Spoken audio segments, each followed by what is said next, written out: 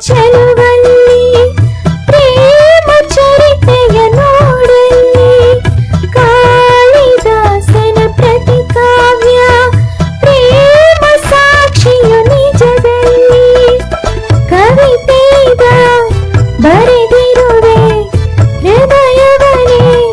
ಕಳಿಸಿರುವೆ ಕೋಮಲ ಈ ದುನಿಯೇ ಎಸೆಯದಿರು ಒಲವಿನ ಉಡುಗೊರೆ ಕೊಡಲಿ ರಕುತ್ತದೆ ಬರೆದೆನು ಇದು ನಾನು